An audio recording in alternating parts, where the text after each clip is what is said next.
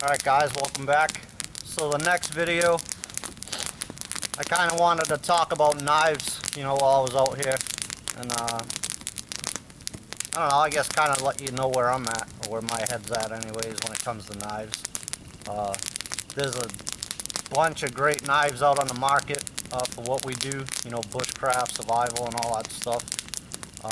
And this video isn't really to discredit any of the knife makers. That's not the point of it. But again, just to let you know kind of where my head's at and where I've come from and where I'm at now. So when I first started off, I think it was the end of 2005, beginning of 2006, somewhere in there. It was just before my first deployment.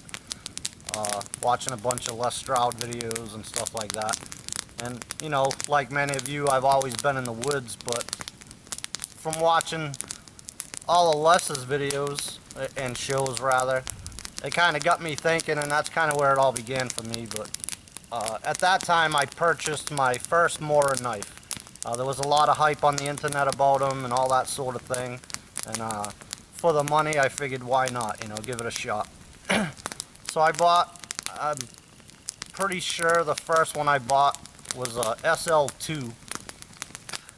And I didn't really want the knife, I just wanted to see what the hype was about. So I beat the crap out of that thing on purpose. I batoned with it, did all the things you're not supposed to do with it. And, if I recall right, I ended up giving it to a buddy, my buddy Joe. And I don't even remember when, 2010 maybe, something like that. Or 2009 maybe, 2009, 2010. But I beat the crap out of it, like I said. And I just wanted it out of my face. I couldn't beat the thing up. It held up. Another friend of mine, Chad, I actually gave it to him first. He cleaned it up, straightened it back out, put an edge back on it, and gave it back to me. And I still didn't want it, so at that point I gave it to my buddy Joe. And I think to this day he still has it. So that's, 9 years later for a $12 to $15 knife. That kind of says a lot, But I went from that to, I think my next knife's a Rat 3, to a Tom Brown Tracker, to, a Blind Horse Pathfinder knife, to butcher knives, to having my own custom, large survival knives made. The Woodsman Trapper from Abe Elias, and the Woodsman School Knife from Joe Honeycutt, which was Primal Edge Knives, now Black Feather Knives. And again, the point of this video is not to discredit these guys, because they're good knife makers, and their knives are definitely good. The thing for me was, I guess, keeping up with the Joneses, and I felt like I had to have my own custom knife to be somebody in the community, and again, keep up with the Joneses. But as the years pass here, I'm finding, that's really not what it's all about for me. It never was from the beginning. I kind of got caught up in the hype and all that stuff, and I've come full circle, so to speak, at least to me. So, I've had all those knives. Some of them performed well, some of them, not so well. And they all come with a pretty heavy price tag. And this is where I'm saying I don't discredit the knife makers, because if you're making them things one by hand, who am I to tell you what your time is worth? I wouldn't do that. But at the end of the day, for me, I've since tried to get away from the hype. I don't read into the BS, if that's what you want to call it, anymore, and just do me, and I think that makes a more real experience for everybody. For me, while I do it, for you guys, if you continue to watch, and that's kind of just how it is. But so I've done all that, started with a Mora, went to a bigger knife, to the big survival knives, to my own custom knives, and all that stuff.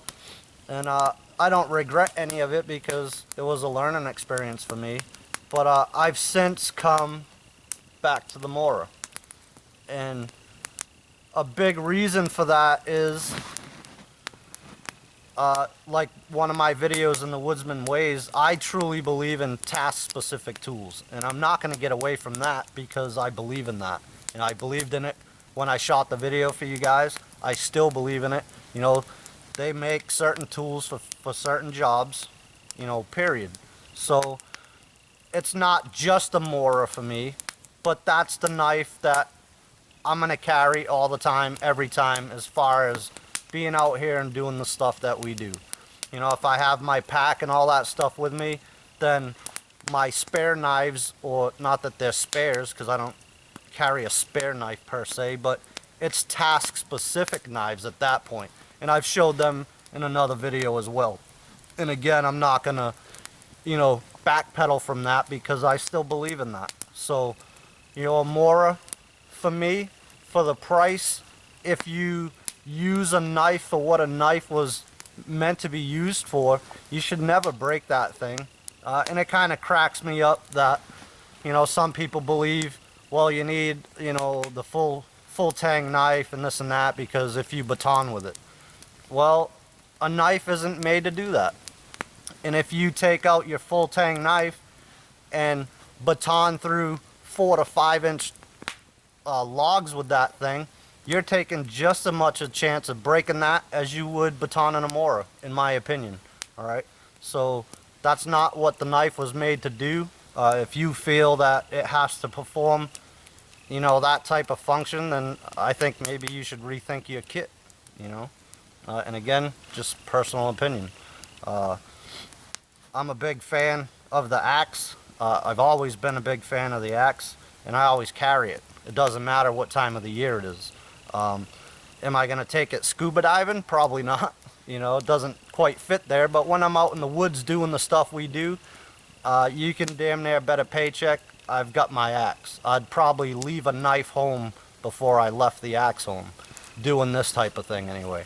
So I guess that's it. I don't want to ramble on too much, but that's kind of where I'm at.